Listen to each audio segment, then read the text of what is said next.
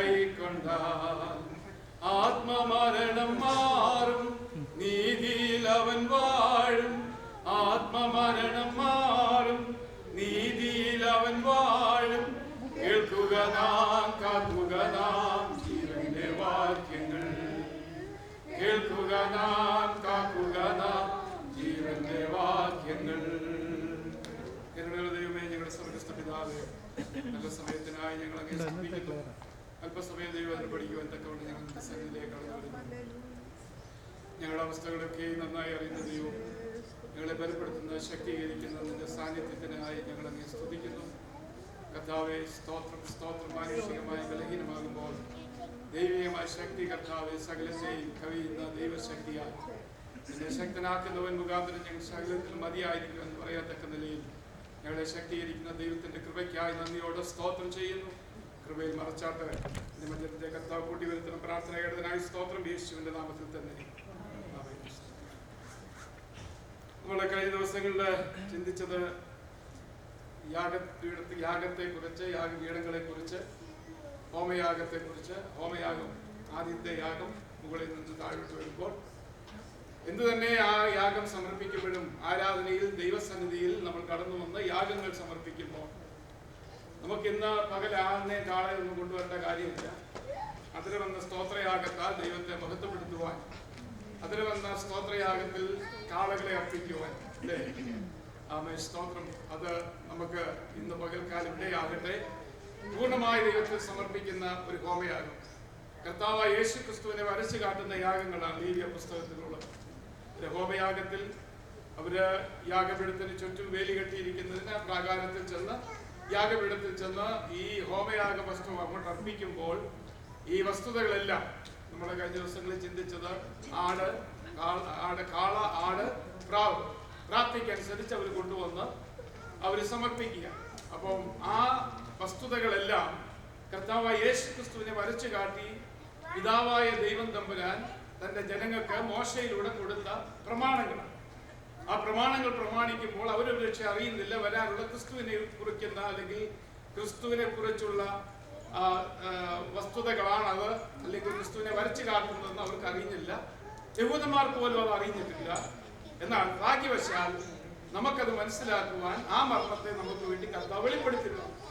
ആ ഹോമയാഗത്തിൽ നമ്മൾ ആദ്യം കണ്ടത് കാളകളെ അർപ്പിക്കുക.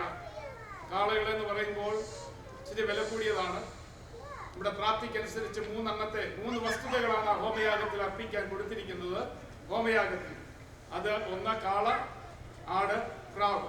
കാള ഇച്ചിരി ചെലവേറിയതാണ്. അതിനെ നോക്കി പരിപാലിച്ച് വീട്ടിൽ അത് സംരക്ഷിച്ച് വില കൊടുത്ത് മാനസികമായിട്ടൊക്കെ പ്രിപ്പയർ ചെയ്യണം. ഒരു കാളെ കൊണ്ട് അറക്കാൻ കൊടുക്കണമെങ്കിൽ തീർച്ചയായിട്ടും അല്ലെങ്കിൽ നമ്മൾ വീട്ടിൽ വളർത്തുന്ന മൃഗങ്ങളെ കൊണ്ട് കൊടുക്കുമ്പോൾ അതിന് പ്രത്യേക വേദനയുണ്ട്, വിലയുണ്ട്. ആ യാഗം ത്യാഗം സഹിച്ചു വേണം ദൈവസന്നിധിയിലേക്ക് കടന്നു വരുവാൻ. അപ്പോൾ വീട്ടിൽ തുടങ്ങുന്ന ആരാധന, വീട്ടിൽ തുടങ്ങുന്ന ആ ക്രമീകരണങ്ങൾ അല്ലെങ്കിൽ നിയോഗങ്ങളൊക്കെ വരുത്തി വേണം ആലയത്തിലേക്ക് കടന്നു വരിക. രണ്ടാമത് പറഞ്ഞത് അവർക്ക് പ്രാപ്തിക്കനുസരിച്ച് ആർക്കും ദൈവം തമ്പുരാൻ കുറച്ചും കൂട്ടി ഒന്നും കൊടുത്തിട്ടില്ല. എല്ലാവർക്കും ഒരുപോലെ കർത്താവ് കൊടുത്തിരിക്കും. യഹൂദന്മാരെ സംബന്ധിച്ച് അവര് ലാൻഡ് വിഭജിച്ചപ്പോൾ ഇസ്രായേൽ മക്കളോട് മോശയോട് പറഞ്ഞു, യോശയോട് പറഞ്ഞു, നീ അങ്ങോട്ട് കൊടുത്തേക്കാൻ പറഞ്ഞു. അവരാവശ്യമുള്ള സ്ഥലം അവർ തുല്യമായി വീതിച്ചെടുത്തു. പക്ഷേ അവരുടെ കയ്യിലെ കൈമോശം കൊണ്ടോ അല്ലെങ്കിൽ അബദ്ധങ്ങൾ കൊണ്ടോ അത് വിറ്റ് തൊലച്ച് ആ നന്മ അവർക്ക് അനുഭവിപ്പാൻ ചിലർക്ക് കഴിഞ്ഞില്ല. ചിലർക്ക് ദാരിദ്ര്യത്തിലേക്ക് പോയി, ചിലർ പണത്തിലേക്ക് ധനവാന്മാരായി തീർന്നു. അപ്പൊ പുതിയ നിയമത്തിലേക്ക് വരുമ്പോൾ ഒരിക്കലും ദൈവം തമ്പുരാൻ ആർക്കും ഒന്നും കുറച്ചു കൊടുത്തിട്ടില്ല. സ്വർഗത്തിലെ സകല ആത്മീക അനുഗ്രഹങ്ങളാൽ നമ്മൾ എല്ലാവരെയും ഒരുപോലെ നിറച്ചിരിക്കുക. നമ്മളത് ക്രയവിക്രയം ചെയ്യുമ്പോൾ വളരെ സൂക്ഷിച്ച് ക്രയവിക്രയം ചെയ്യുന്നെങ്കിൽ ഒരിക്കലും അരിഷ്ഠിതാവസ്ഥയിലേക്ക് പോകത്തില്ല.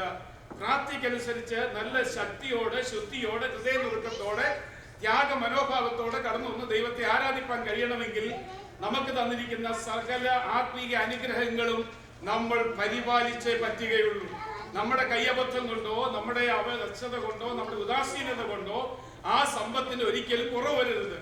എന്ത് തന്നെ സംഭവിച്ചാലും നമ്മളിൽ വ്യാപരിക്കപ്പെട്ടിരിക്കുന്ന അഭിഷേകം, ദൈവകൃപ കാത്തു പരിപാലിക്കുവാൻ നമ്മൾ ഓരോരുത്തരും ബാധ്യസ്ഥനാണ്. ഉദാഹരണമായിട്ട് നമുക്ക് കാണാൻ ഗിദെയോൻ എല്ലാവരുടെയും സംഗതിയൊക്കെ അടിച്ചോണ്ട് പോയി. പക്ഷേ അവൻ മാത്രം അവന് കിട്ടിയ ഗോതമ്പ് മുന്തിരിച്ചക്കിന്റെ അരിയിൽ വെച്ച് അവൻ മരിച്ചത് കൊണ്ട് അവനോട് ദൈവത്തിന് ഒരു അരുളപ്പാടുണ്ടായിരുന്നു.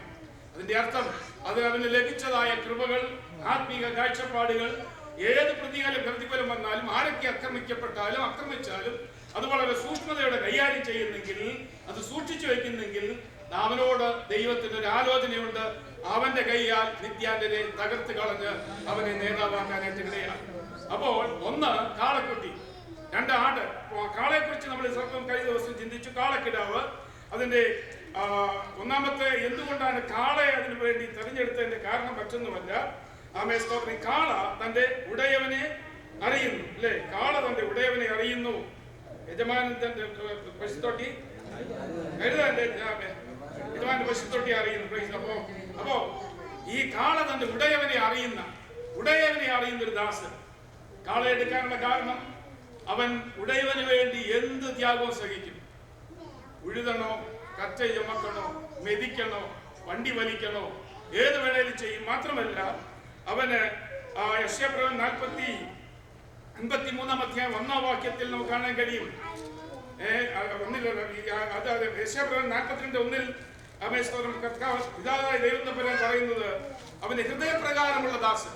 യെശയ്യാപ്രവചനം 42:1. യെശയ്യാ 52:13-14 എന്റെ ഉള്ളം പ്രസാദിക്കുന്ന ദാസൻ. ഈ കാളയെ ഉപയോഗിച്ചു കഴിഞ്ഞാൽ കാളയോട് ഈ യജമാനൻ പറയും, എന്റെ ഉള്ളം പ്രസാദിപ്പിക്കുന്ന ഈ കാള ദാസൻ, അല്ലേ?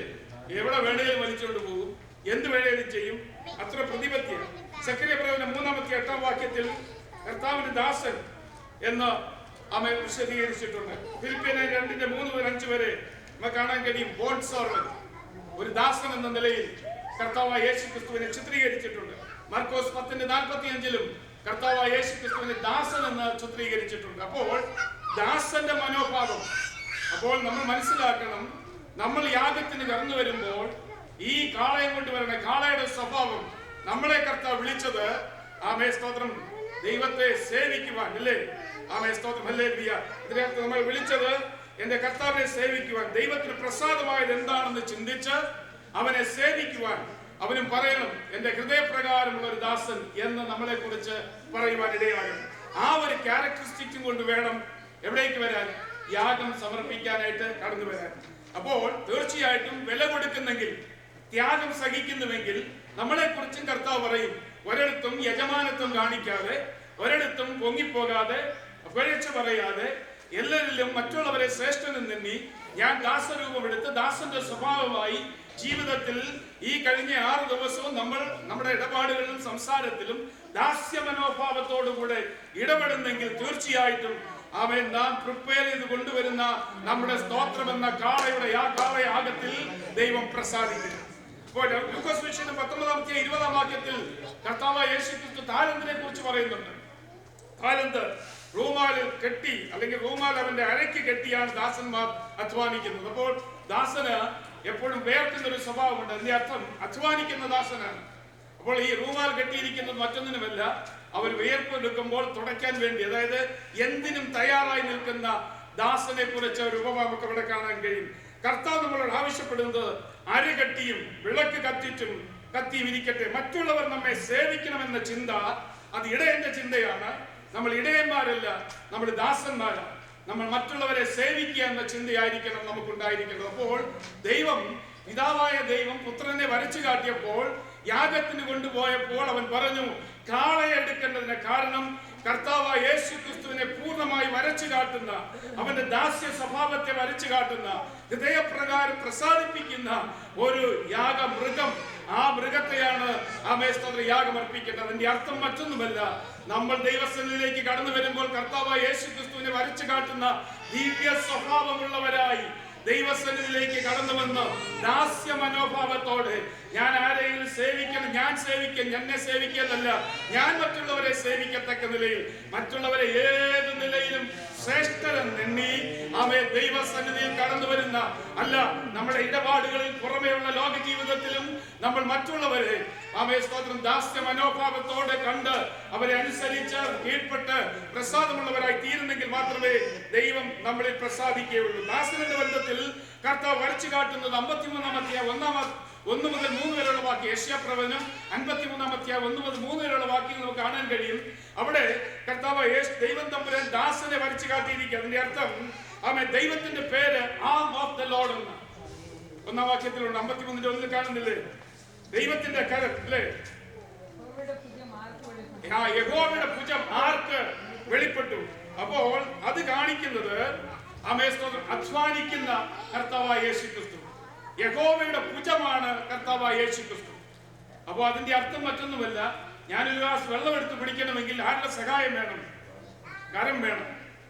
അപ്പോ എന്റെ ഹൃദയത്തിന്റെ ആഗ്രഹം, ഞാനിവിടെ നിന്ന് ആഗ്രഹിക്കുക എനിക്ക് വെള്ളം കിട്ടിയ കൊള്ളാമെന്ന് പറഞ്ഞ് എന്റെ കൈ ഇങ്ങനെ കെട്ടിയിരുന്നാൽ എന്ത് ചെയ്യത്തില്ല? എന്റെ ഹൃദയത്തിന്റെ ആഗ്രഹത്തെ സാധിപ്പിക്കാൻ കഴിയത്തില്ല അല്ലേ? അപ്പോ ഹൃദയപ്രകാരം അനുസരണത്തോടുകൂടെ പെരുമാറുന്ന ഒരു ദാസന്റെ സ്വഭാവം. അതിന്റെ അർത്ഥം ദൈവത്തിന്റെ ഹിതപ്രകാരം നമ്മൾ ദൈവത്തിന്റെ കരങ്ങളായി പ്രവർത്തിക്കുവാൻ ഹിതമായി അല്ലെങ്കിൽ ദൈവത്തിന് പ്രസാദകരമായി തീരുന്ന ഒരു ദാസ്യ മനോഭാവമായിരിക്കണം നമുക്കുണ്ടായിരിക്കേണ്ടത്. അപ്പോൾ പിതാവിന്റെ ആഗ്രഹം നിവർത്തിക്കുന്ന കരം അവൻ ആർക്കതാ വെളിപ്പെട്ടത്? യെശയ്യാ 53-1 കാണുന്നത് യഹൂദന് അത് മനസ്സിലായില്ല. അതുകൊണ്ടാണ് ഇങ്ങനെ പറയുന്നത്. ആർക്ക് വെളിപ്പെട്ടു? യഹൂദന്മാർക്ക് വെളിപ്പെട്ടില്ല.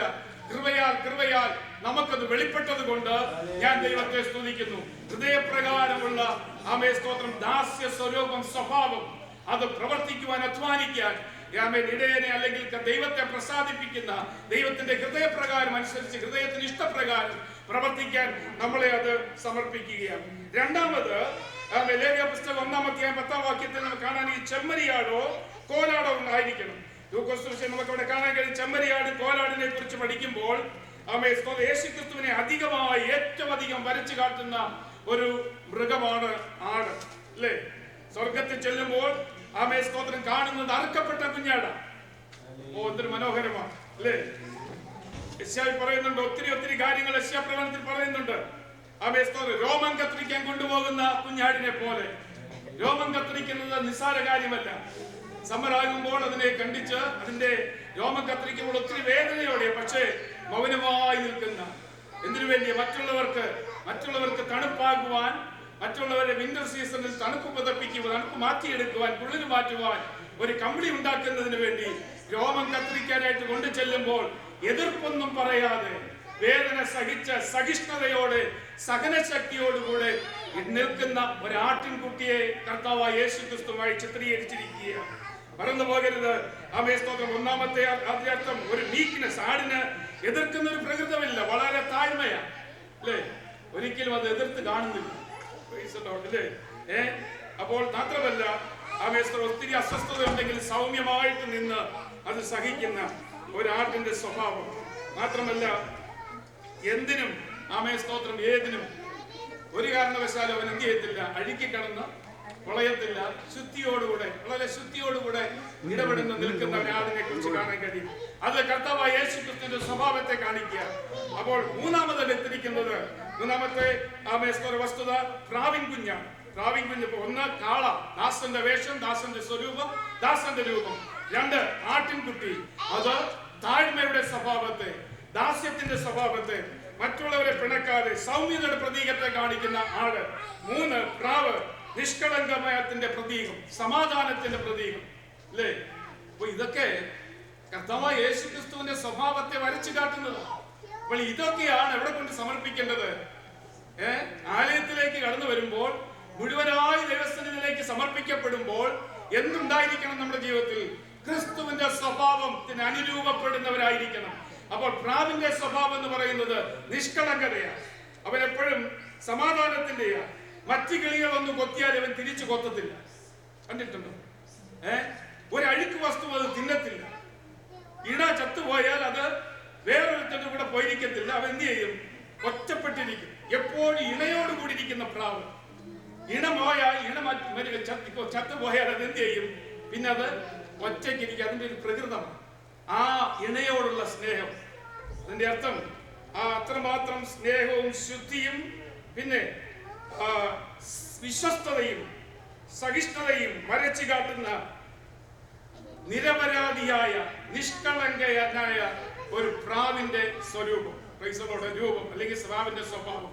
അപ്പോൾ ഈ 3 വസ്തുതകളാണ് എവിടെ കൊണ്ടുവരുന്നത്? ആലയത്തിലേക്ക് കൊണ്ടുവരുന്നത്. അപ്പോൾ നമുക്ക് മനസ്സിലാക്കണം, കർത്താവ് ഒരിക്കലും സാധുക്കളെ ഉപേക്ഷിച്ച ദൈവമല്ല. എനിക്കൊന്നും കിട്ടിയില്ല, എനിക്കൊന്നും എന്റെ കയ്യിലില്ല എന്ന് പറഞ്ഞ് നീ തള്ളിക്കളയുന്നവനല്ല. ഏതവസ്ഥയിലും ദൈവം തമ്പുരാൻ സ്വീകരിക്കുക. കാളെ മാത്രം സ്വീകരിക്കുന്നവനല്ല. അതിന്റെ അർത്ഥം നമ്മുടെ പ്രാർത്ഥിക്കനുസരിച്ച് കൊണ്ടുവരുമ്പോൾ മനസ്സിലാക്കുക, ഹോമയാഗത്തിൽ മുഴുവനായി സമർപ്പിക്കപ്പെടുമ്പോൾ ഈ 3 വസ്തുതകളും നമ്മുടെ ജീവിതത്തിൽ ദാസ്യ സ്വഭാവം, പിന്നെ താഴ്മയുടെ സ്വഭാവം, നിഷ്കളങ്കതയുടെ സ്വഭാവം. യേശുക്രിസ്തു നമുക്ക് കാണാൻ 3 കാര്യങ്ങൾ കാണാൻ കഴിയും. ദാസനാണ്, അരകെട്ടി മറ്റുള്ളവരെ ശുശ്രൂഷിക്കുന്നതാണ്. നാം വിളിച്ചിരിക്കുന്നത് അവന്റെ പുത്രന്റെ സ്വഭാവത്തോട് അനുരൂപപ്പെടാനാണ്. യോഹന്നാന്റെ സുവിശേഷം 1-ാം അധ്യായം 47-ാമത്തെ വാക്യത്തിൽ നമുക്ക് കാണാൻ കഴിയും, പ്രാവിനെ കുറിച്ച് കപടമില്ലാത്തവൻ, നിഷ്കളങ്കൻ, ഈ കർത്താവിനെ സ്നേഹിപ്പാൻ ദൈവത്തിന് കൃപ നൽകി അവന്റെ രൂപത്തോട് കൂടുതലായി നമുക്ക് ഒന്ന് അനുരൂപപ്പെടാം. Praise the Lord. അവന്റെ രൂപത്തോടൊന്ന് അനുരൂപപ്പെട്ടുകൊണ്ട് ഇതേ ആഗ്രഹിക്കുന്നുള്ളൂ. ഹോമയാഗം കൊണ്ട് ആഗ്രഹിക്കുന്ന ഒന്നേ ഉള്ളൂ. നമ്മുടെ കർത്താവായ യേശുക്രിസ്തു ഭൂമിയിലോട്ട് വന്നതാണ്. ആ യേശുക്രിസ്തുവിനെ വരച്ചു കാട്ടി പിതാവ് പറയുക, നിങ്ങൾ ഉദ്ദേശിക്കുന്ന വെറും ആടോ കാളയോ ഒന്നും അല്ലത്, മറിച്ച് കർത്താവായ യേശുക്രിസ്തു എന്നെ ഇഷ്ടം ചെയ്യാൻ അവൻ ഭാവിയിൽ വരുന്നവന്റെ സ്വഭാവത്തെ കാണിക്കുന്ന 3 മൃഗങ്ങളാണിത്. ഒന്ന്, അവൻ ദാസനായിരിക്കും. അവൻ ദാസന്റെ ഹൃദയപ്രകാരമുള്ളവൻ, ദൈവത്തിന്റെ ഹൃദയപ്രകാരമുള്ള ദാസനായിരിക്കും. അവൻ നിഷ്കളങ്കനാണ്, നിർമ്മലനാണ്, പിന്നെ സൗമ്യനാണ്. ഈ സ്വഭാവം, അതായത് ലേഖനത്തിൽ കാണാൻ ക്രിസ്തുവിന്റെ സ്വഭാവത്തിന് അനുരൂപരായി തീരുവാൻ ദൈവസഭയെ ദൈവം നമ്മളെ കുറിച്ച് ആഗ്രഹിക്കുന്നത് മറ്റൊന്നിനുമല്ല, ദൈവത്തെ പ്രസാദിപ്പിക്കുവാൻ, യഹോവയായ ദൈവത്തെ പ്രസാദിപ്പിക്കുവാൻ ക്രിസ്തു സ്വഭാവം ഏറ്റെടുത്തതുപോലെ നമ്മുടെ ജീവിതത്തിലും നമ്മളൊരു യാഗം അർപ്പിക്കുമ്പോൾ ദൈവത്തിന് പ്രസാദമായി തീരണമെങ്കിൽ ക്രിസ്തുവിന്റെ സ്വഭാവമുള്ളവരായി തീരുക. അപ്പോൾ ഈ 3 കാര്യങ്ങൾ നമ്മൾ മനസ്സിലാക്കി. ഇനി ഹോമയാഗത്തിലേക്ക് നമുക്ക് കടക്കാം. ഹോമയാഗത്തിൽ എന്തെല്ലാം ഇടണമെന്ന് മനസ്സിലായല്ലോ. എന്തൊക്കെ ഇടണം? കാള, ആട്, പ്രാവ്. ആ കാളയാടും പ്രാവും അല്ല നമ്മളെ കുറിച്ച് പുതിയ നിയമത്തിൽ ആഗ്രഹിക്കുന്നത് കർത്താവായ യേശുക്രിസ്തുവിന്റെ സ്വഭാവമുള്ളവരായി. ഈ 3 സ്വഭാവങ്ങളും വിളിച്ചു കാണിക്കുന്ന മൃഗങ്ങളുടെ സ്വഭാവം കർത്താവായ യേശുക്രിസ്തുവിന്റെ സ്വഭാവത്തെ വരച്ചു കാട്ടുന്നത് കൊണ്ട് പിതാവായ ദൈവം ആഗ്രഹിക്കുന്നത് ക്രിസ്തുവിന്റെ സ്വഭാവത്തോട് അനുരൂപപ്പെട്ടിട്ട് വേണം വീണ്ടെടുക്കപ്പെട്ട ദൈവമക്കൾ ആരാധനയ്ക്കായി കടന്നു വരേണ്ടത്. നിർബന്ധമില്ല. ലേവ്യ പുസ്തകം 1-ാം അധ്യായം 1-ാം വാക്യത്തിൽ പറയുന്നുണ്ട്, ആരും ഈ ഹോമയാഗം കഴിക്കാൻ ഞാൻ നിർബന്ധിക്കുന്നില്ല. നിങ്ങൾ കഴിക്കുന്നെങ്കിൽ, ആരാധനയ്ക്ക് വരുന്നെങ്കിൽ, ആരാധന കൊടുക്കുന്നെങ്കിൽ ഈ 3 വസ്തുതകളും നിങ്ങളുടെ ജീവിതത്തിൽ ഉണ്ടായിരിക്കണം. ആ വസ്തുതകൾ കാണിക്കുന്നത് കർത്താവായ യേശുക്രിസ്തുവിന്റെ സ്വഭാവത്തോട് അനുരൂപപ്പെട്ടിട്ട് വേണം ഈ ആലയത്തിലേക്ക് കടന്നു വന്ന് ദൈവസന്നിധിയിൽ യാഗങ്ങളെ അർപ്പിക്കുവാൻ. അത് കഴിയുന്നില്ല എങ്കിൽ പ്രാർത്ഥിക്കനുസരിച്ച് കൊണ്ടുവരുവാൻ പറ്റുന്നില്ലെങ്കിൽ ദൈവം തള്ളിക്കളയുന്ന ദൈവമല്ല. ദൈവസന്നിധിയിൽ സമർപ്പിച്ച് ഏൽപ്പിച്ചു കൊടുത്ത്, കർത്താവേ, എന്റെ ദാസ്യ രൂപത്തിനൊരു അബദ്ധം പറ്റിയിട്ടുണ്ട്. ഞാൻ പലപ്പോഴും മറ്റുള്ളവരെ നിന്ദ്യരായി എണ്ണുന്ന, താഴ്ചയോടുകൂടെ കാണുന്ന, സൗമ്യതയില്ലാതെ പെരുമാറുന്ന, നിഷ്കളങ്കയോടില്ലാതെ വിശുദ്ധിയോടല്ലാതെ പെരുമാറുന്ന ചില പെരുമാറ്റങ്ങളും സ്വഭാവങ്ങളും എന്നിലുണ്ട്. കർത്താവെ, ഞാൻ യാഗം അർപ്പിക്കുന്നതിന് മുമ്പ് എന്നോട് ക്ഷമിക്കണമേ എന്ന് പറഞ്ഞ് പറഞ്ഞതുപോലെ അതവിടെ വെച്ചിട്ട് വന്ന് മറ്റുള്ളവരോട് നിരപ്പ് പ്രാപിച്ചിട്ട് ഈ വിശുദ്ധ ആരാധനയിലേക്ക് തിരുവത്താഴത്തിലേക്ക് അല്ലെങ്കിൽ ആരാധനയ്ക്കും, ആരാധനയും തിരുവത്താഴം എല്ലാം ഒരേ ആരാധനയാ, ആ ആരാധനയ്ക്ക് കടക്കുമ്പോൾ മറന്നു പോകരുത്, തന്നെത്താൻ ശോധന ചെയ്തിട്ട് വേണം ഈ ആരാധന കഴിക്കുവാൻ. ഇല്ലെങ്കിൽ തന്നെത്താന് ശിക്ഷാവധി നമ്മൾ വിളിച്ചു വരുത്തുകയാണ്. അതുകൊണ്ട് ദൈവത്തിന് പ്രസാദകരമായി തീരുവാൻ നമ്മളെ തന്നെ ക്രിസ്തുവിന്റെ സ്വഭാവമുള്ളവരായി, യേശുവിന്റെ സ്വഭാവമുള്ളവരായി എന്റെ പിതാവായ ദൈവത്തെ പ്രസാദിപ്പിക്കുവാൻ നമ്മുടെ ഇരിപ്പ് മുതൽ കയറി വരുന്ന ആ സമയം മുതൽ അല്ല, വീട്ടിലിരുന്നു കൊണ്ട് പ്രിപ്പയർ ചെയ്തൊരു കാളക്കുട്ടി അതിനെ ആലയത്തിലേക്ക് കൊണ്ടുവരണമെങ്കിൽ, യാഗത്തിന് കൊണ്ടുവരണമെങ്കിൽ ഒത്തിരി പണി അതിന്റെ പിന്നിലുണ്ട്. അതൊക്കെ വീട്ടിൽ വെച്ച് തന്നെ ശരിയായി ഒരുക്കപ്പെട്ട് ആലയത്തിലേക്ക് കടന്നു വരുന്നെങ്കിൽ അവിടെ ദൈവ സാന്നിധ്യം ഇറങ്ങും. നമുക്ക് നന്മ എന്റെ കർത്താവ് പകർന്നു തരും. 3 വസ്തുതകളാണ്. ഇനി എങ്ങനെയാണിത് അർപ്പിക്കേണ്ടത്? സമ്പൂർണ്ണമായി ഏൽപ്പിച്ചു കൊടുക്കുന്ന കർത്താവിനെ കാണിച്ചു കൊടുക്കുക. അപ്പോൾ ഈ ഹോമയാഗം അർപ്പിക്കണമെന്ന് എങ്ങനെ അർപ്പിക്കണം? അതിന്റെ 5-ാമത്തെ വാക്യത്തിൽ കാണാൻ കഴിയും. 1-ാം അധ്യായം, ലേവ്യ പുസ്തകം 1-ാം അധ്യായം 5-ാം വാക്യത്തിൽ യാഗത്തിൽ ശുശ്രൂഷ വീട്ടിൽ ആരംഭിക്കുന്നു. അല്ലേ? 5-ാം വാക്യം വായിച്ചേ.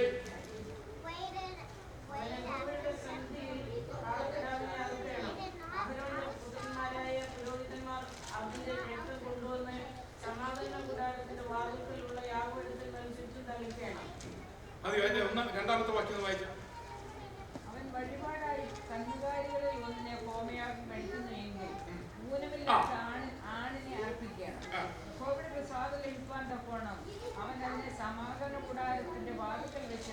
ഒന്ന്, ഇതിനെ തെരഞ്ഞെടുക്കുന്നതിന് ഒരു പ്രമാണമുണ്ട്.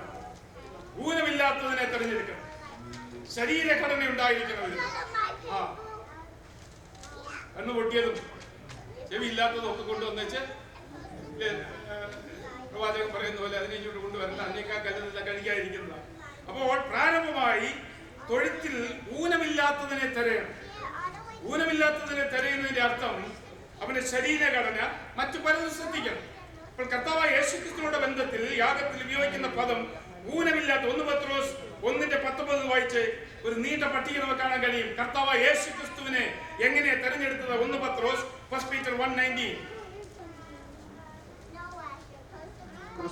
ഊനമില്ലാത്തതും ക്രിസ്തു എന്ന നിർദോഷവും നിഷ്കളങ്കവുമായ കുഞ്ഞാടിന്റെ വിലയേറിയ രക്തം കൊണ്ട് അത്രയെന്ന് നിങ്ങൾ അറിയുന്നു. ക്രിസ്തു എന്ന നിർദോഷവും നിഷ്കളങ്കവും ഉള്ളതായ ക്രിസ്തു എന്ന വിലയേറിയ രക്തം കൊണ്ട് എന്ത് ചെയ്യണം? ആമേൻ, സ്തോത്രം, ഹല്ലേലൂയ. അവിടെ തന്റെ പുത്രനെ ഊനമില്ലാതെ അവിടെ കാണിക്കുക. അപ്പോൾ ഒന്ന്, ഇത് വീട്ടിൽ വെച്ച് പരിശോധിക്കണം. കണ്ടുവരുന്നതിന് മുമ്പ് ഇത് വീട്ടിൽ വെച്ചൊന്ന് പരിശോധിക്കണം. അതിന്റെ അർത്ഥം വീട്ടിൽ സ്വല്പ സമയമെടുത്ത് ഇതിന്റെ ശരീരഘടന എങ്ങനെയാണ് ഇതിനെ ഒന്ന് വെട്ടിമുറിച്ച്.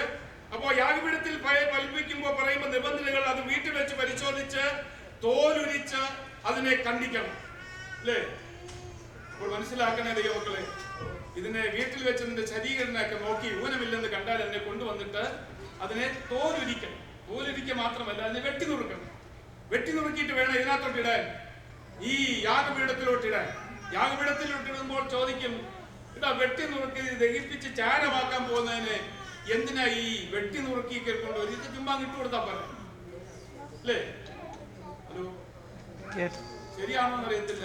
ഒരു ദിവസം ഞാനിങ്ങനെ പോയി ഈ സോസേജ് ഉണ്ടാക്കി കോഴിയെ പിടിച്ച് അതുപോലെ കൊണ്ടൊരു ഇതിനകത്തൊക്കെ ഇടുക, അരച്ച് കലക്കി ഇത് മാംസമായിട്ട്. ഇപ്പൊ ഞാൻ ഇതാണല്ലോ എല്ലാം ഉണ്ടായിരുന്നു, ഒന്നും എടുത്ത് കളയുന്നില്ല. ഇത് കേക്കായിരിക്കാം, പക്ഷെ ഇത് ചിന്തിച്ച് അത് കണ്ടപ്പോ പിന്നെ എനിക്ക് നോക്കാൻ പോലും കിട്ടിയില്ല. അപ്പൊ ഇത് മൊത്തമായിട്ട് ഇങ്ങനെ എടുത്തിട്ടത് അരച്ച് കലക്കി റെഡിയാക്കി ഇത് നല്ല ചുമന്ന സാധനമായിട്ട് ഇങ്ങോട്ട് ഇറങ്ങി വരും. അപ്പൊ ഇതിന് എന്തൊക്കെയുണ്ടെന്ന് ആർക്കും അറിയത്തില്ല. അപ്പൊ ഈ ഹോമിയാഗം കഴിക്കുന്നതിന് ഈ കാളയെ പിടിച്ചേച്ച് ഊനമില്ലാത്തത് ഇത് കത്തിക്കാൻ കൊണ്ടുപോകുന്നതിന് പിന്നെ അതിന്റെ ചെവി നല്ലതാണോ, കണ്ണ് നല്ലതാണോ? അല്ലേ? ആത്മഹത്യ ചെയ്യാൻ പോകുന്നത് മഴയായിട്ട് കുട എടുക്കുന്ന പോലെ ആത്മഹത്യ ചെയ്യാൻ പോകുന്നത് ഭയങ്കര മഴ, ഒരു കുട ഇല്ലെന്ന് അതുകൊണ്ട് പോകാൻ ചാടി പോകാൻ. അപ്പൊ ഞാൻ പറഞ്ഞത്, ഇത് കൊണ്ടു കളയാൻ പോകുന്നതിനെ എന്തിനാ ഈ വെട്ടി നുറുക്കുന്നില്ല? ദൈവത്തിന്റെ ഒരു പ്രമാണമുണ്ട്.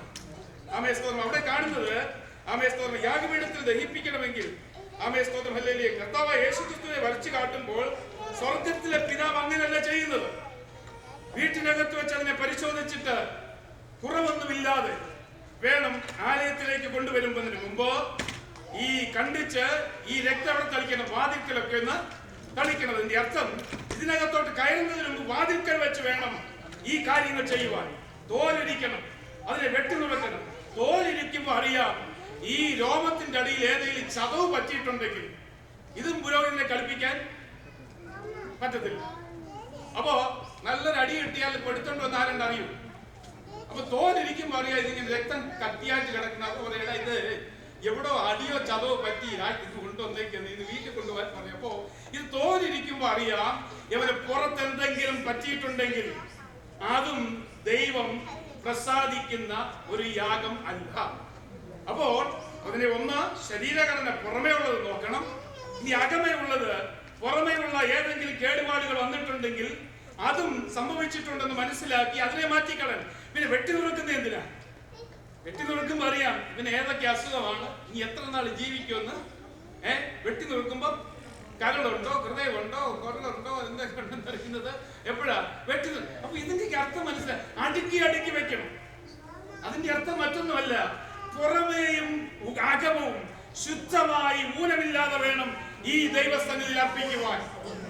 പുറമേ കൊണ്ടുവന്ന് വെള്ളവസ്ത്രം ധരിച്ച് വീശയൊക്കെ വെടിച്ച്, ഞാൻ പണ്ടത്തെ ചരിത്രമായി പറയുന്നത്.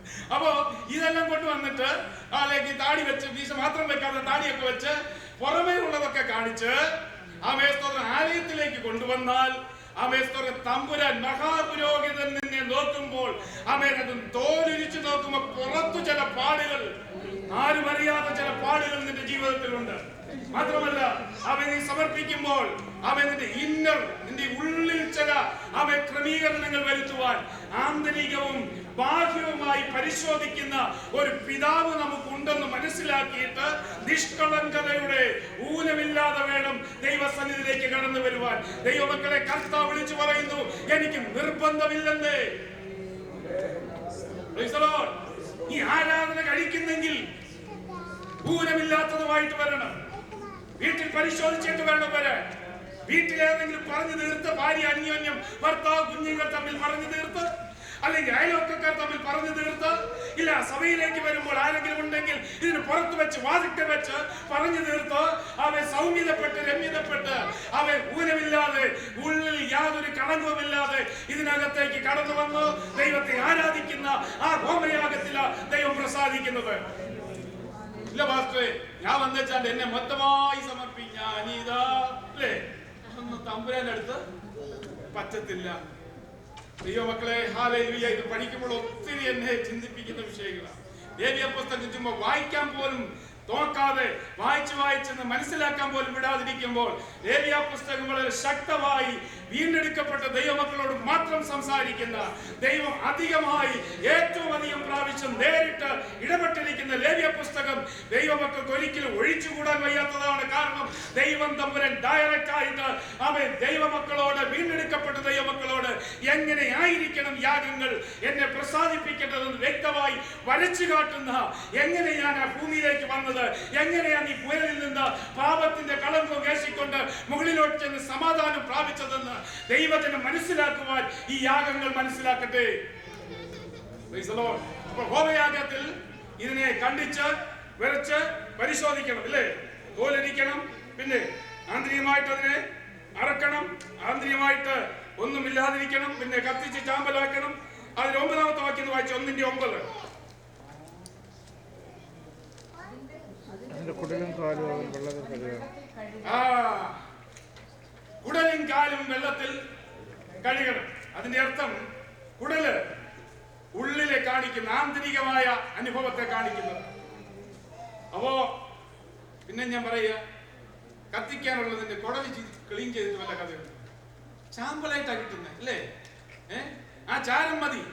അല്ല, എന്റെ ദൈവം തമ്പുരാൻ അങ്ങനല്ല പ്രമാണം തന്നിരിക്കുന്നത്.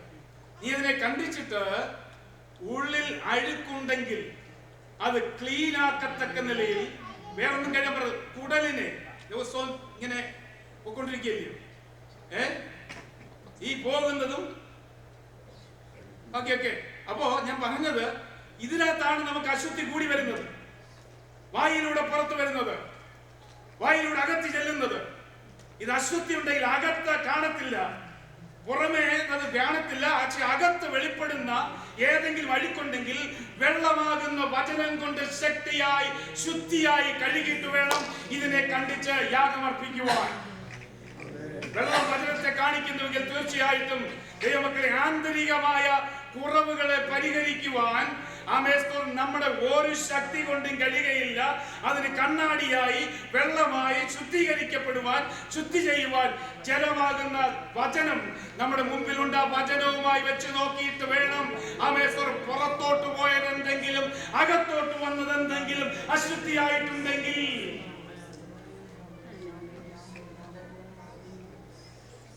ഞാനിങ്ങനെ ഇരുന്നിട്ട് അച്ഛാനിങ്ങനെ സംസാരിച്ചൊക്കെ പറഞ്ഞാലും ഞാൻ വന്നിരിക്കുക. അവന് മൂടാതിന്റെ ഹൃദയത്തെ ചിന്തിച്ചിട്ടുണ്ടെങ്കിൽ, പുറത്ത് സ്വത്രവും അകത്ത് സൂത്രവുമായിട്ടുണ്ടെങ്കിൽ, ഈ അകത്തോട്ട് പോയത് കഴുകുവാൻ നമ്മളെ തന്നെ ദൈവത്തിന് സമർപ്പിക്കും. കർത്താവേ, എന്റെ ചിന്തയിൽ അങ്ങനൊന്ന് വന്നുപോയി. കാരണം ചിന്തകൾക്ക് ശബ്ദം വയ്ക്കുന്ന ഒരിടമേ ഉള്ളൂ, അത് സ്വർഗമാണ്.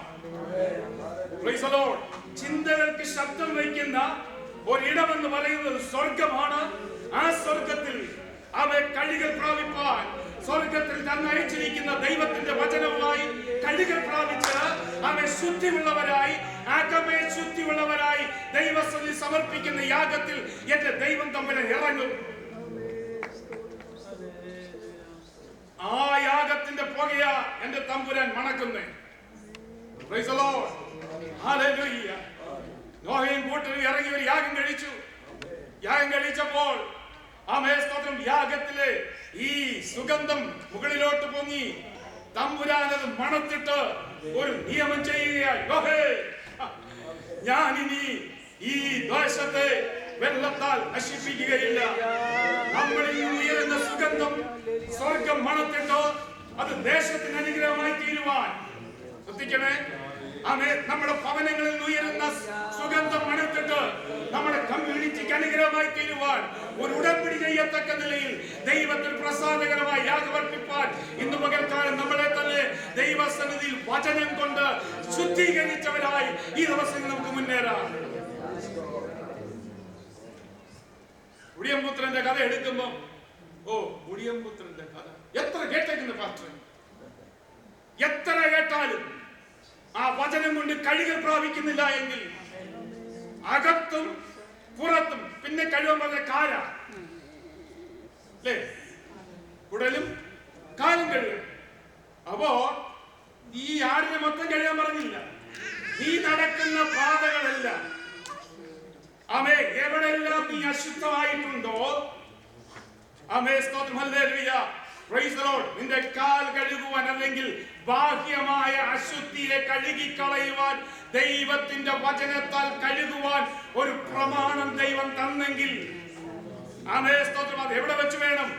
വാതിൽക്കൽ വെച്ച് കഴുകി അറുത്ത് ഖണ്ഡിച്ച് ഈ യാഗപീഠത്തിലേക്ക് കൊണ്ടുവരണം. അതിന്റെ അർത്ഥം ഈ വിശുദ്ധമായ സ്ഥലത്തേക്ക് കയറുന്നതിന് മുമ്പ്, ഇരിക്കുന്നതിന് മുമ്പ്, ഇരിപ്പിനെ ക്രമീകരിക്കുന്നതിന് മുമ്പ് എന്ന് ഞാൻ പാപ്പച്ചന്റെ അടുത്ത് പാപ്പച്ചന്റെ അടുത്തേ ഞാൻ ഇരിക്കുന്നു അല്ലേ, അല്ലെങ്കിൽ തങ്കച്ചൻ പാസ് അടുത്തേ ഞാൻ ഇരിക്കുന്നു. പോരാ അല്ലേ, ഇവിടെ അല്ലേ, ഇവിടുത്തെ കാര്യമല്ല ഞാൻ പറയുന്നത്, വേറൊരു സ്ഥലത്തെ കാര്യം. ഇങ്ങനെ ഏതെങ്കിലും ഒന്ന് ഉള്ളിൽ വന്നിട്ടുണ്ടെങ്കിൽ ആ ഇരിപ്പ് വരെ ക്രമീകരിക്കുവാൻ ദൈവം തമ്മിലെ നോക്കുന്നതാ. Praise the Lord. അതിന്റെ അർത്ഥം ഞാനും നായും വന്നത് എന്റെ കർത്താവായ യേശുക്രിസ്തുവിനെ വരച്ചു കാട്ടുന്ന യാഗമർപ്പിക്കുമ്പോൾ എന്റെ ഒരൊറ്റ ലക്ഷ്യമേ ഉള്ളൂ, ആന്തരികമായും ബാഹ്യമായും ശുദ്ധീകരണം പ്രാപിച്ച് എന്റെ പിതാവായ ദൈവത്തെ എനിക്ക് മഹത്വപ്പെടുത്തണം. ആ മഹത്വം പ്രസാദിച്ച് എന്റെ ദൈവത്തെ അനുഗ്രഹിപ്പാൻ, എന്റെ കുടുംബത്തെ അനുഗ്രഹിപ്പാൻ, എന്റെ തലമുറയെ അനുഗ്രഹിപ്പാൻ ദൈവ സാന്നിധ്യത്തിനായി എന്റെ ബാഹ്യവും ആന്തരികമായ അനുഭവങ്ങളെ കഴുകി വൃത്തിയാക്കി ദൈവസന്നിധിയിലേക്ക് കടന്നു വന്ന് ഒരു സ്തോത്രം പറയുന്നെങ്കിൽ, അങ്ങനെ കഴുകൽ പ്രാപിച്ചവർ അകത്ത് വരുമ്പോൾ ഉപദേശി എവിടെ കിടന്നു സ്തോത്രം പറഞ്ഞെന്ന് പറയണ്ട, അവന്റെ ഹൃദയത്തിനകത്തുനിന്ന് ഒരു സ്തോത്രം ഉണ്ടാകും. ആ സ്തോത്രത്തിൽ പ്രസാദിക്കുന്ന ദൈവമാ നമ്മുടെ ദൈവം. അതാണ് ലേവ്യ പുസ്തകത്തിൽ ശക്തമായി നമ്മളോട് അറിയിക്കുന്നത്. അവൻ ഹോമയാഗമായി നീ കടന്നു വരുമ്പോൾ നിർബന്ധമില്ല, വരുന്നെങ്കിൽ ഊനമില്ലാത്ത കാള, അവൻ ആട്ടിൻകുട്ടി, പ്രാവിൻ കുഞ്ഞിനെ ഈ കർത്താവായ യേശുക്രിസ്തുവിന്റെ സ്വഭാവത്തിന് അനുരൂപരായിക്കൊണ്ട് ദൈവസന്നിധിയിലേക്ക് കടന്നു വന്ന് ദൈവത്തിന് യാഗമർപ്പിക്കാൻ ഇന്ന് പകൽക്കാലം നമുക്ക് ദൈവസന്നിധി സമർപ്പിക്കാം. അവൻ ആ ആരാധന നമുക്ക് കർത്താവിൽ സമർപ്പിച്ചുകൊണ്ട് ആ ഒരു സുഗന്ധം സ്വർഗത്തിലേക്ക് ഉയരട്ടെ. അത് മണത്ത് ഈ ദൈവസഭയെ ചുറ്റുപാടുള്ളതിനെ അനുഗ്രഹിക്കേണ്ടതിനായി നമ്മളെ തന്നെ ദൈവത്തിൽ ഏൽപ്പിച്ചു കൊടുത്ത് നമുക്ക് പ്രാർത്ഥിക്കാം.